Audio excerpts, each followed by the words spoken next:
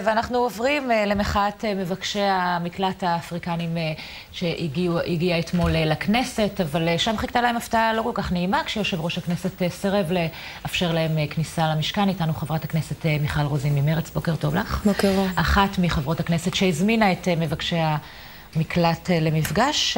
בואי תסבירי לנו למה כן. למה כן? אנחנו הזמנו את זה נשמע כאילו הזמנו את כל אלפי האנשים שהגיעו למחות מול הכנסת. לא, אנחנו ביקשנו להיפגש עם 8 המנהיגים המוצערים של המחאה. ביקשנו להכניס אותם לכנסת, להיפגש איתם. הזמנו חברי כנסת מכל סיעות הבית, פנינו לכל חברי הכנסת. הסכימו לבוא, חברי כנסת מהימין, איילת שקד, שמעון אוחיון, שמעון סולומון, הסכימו לבוא, רצו לשבת לדבר, רצו לשבת פנים אל פנים. זה היתרון של הכנסת.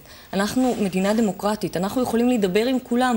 ממה אנחנו מפחדים? אני אהיה פופוליסט לרגע, נראה לך שבארצות הברית או בבריטניה, מאורות הדמוקרטיה, אנשים שנכנסו באופן לא חוקי למדינה היו מוזמנים להשמיע את דברם בפרלמנט או בסנאט או בקונגרס? כי התשובה היא לגמרי לא. הם היו אסורים, אזוקים, משם היה מתקיים דיון. פליטים, לא פליטים. בוא נדבר עלינו. אבל זה לא היה קורה אצלם בפרלמנט. בוא נדבר עלינו. קודם כל, עבריינים נכנסים לכנסת, אסירים נכנסים לכנסת, אנשים שעברו עבירות נכנסו לכנסת. דבר שני, אותם אנשים... אחרי שהם שילמו את חובם.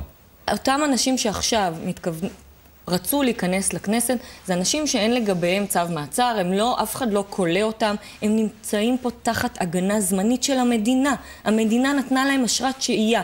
כל מי שרצה להיכנס עם אשרת שהייה, רצה לבוא, להיפגש, להגיד את המחאה שלו, להשמיע את הקול שלו, להגיד אנחנו בני אדם, אנחנו רוצים שתשמעו אותנו. כל מה שאנחנו מבקשים, בעיקר אלה מאריתריאה וסודן, כל מה שאנחנו מבקשים, תבדקו את בקשות המקלט שלנו. כן, אבל את מבינה שכשאת אומרת המדינה נתנה, הרי המדינה נתנה, מה?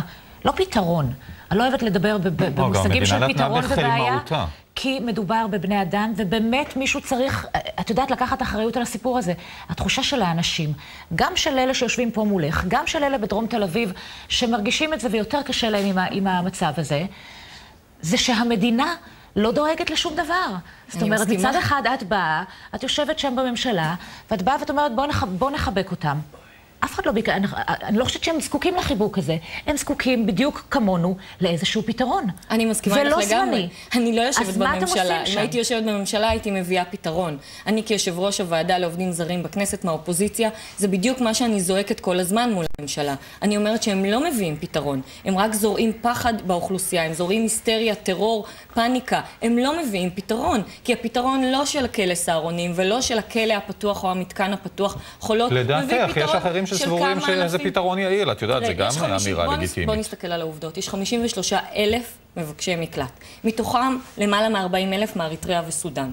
שתי הקבוצות האלה קיבלו הגנה זמנית מפני הרחקה, מכיוון שאנחנו לא יכולים להחזיר אותם לארצותיהם. כי מדינותיהם במלחמה.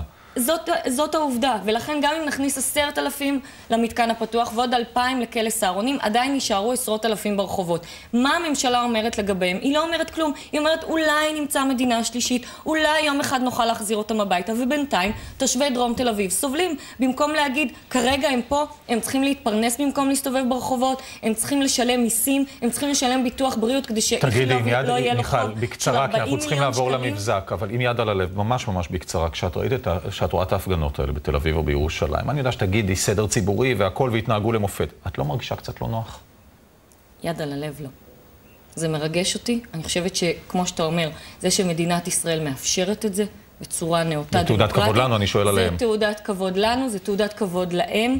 כן, אני חושבת שכל מנסים להגיד, מישהו מוביל אותם ומישהו, בסופו של דבר זה הם יוצאים עם האומץ שלהם, עם הזעקה שלהם, הם הגיעו למצב שמרגישים שאין להם יותר מה. מיכל רוזין, תודה על הדברים האלה. תודה רבה. שיהיה בוקר טוב. אנחנו בהפסקה קצרה למבזק השעה.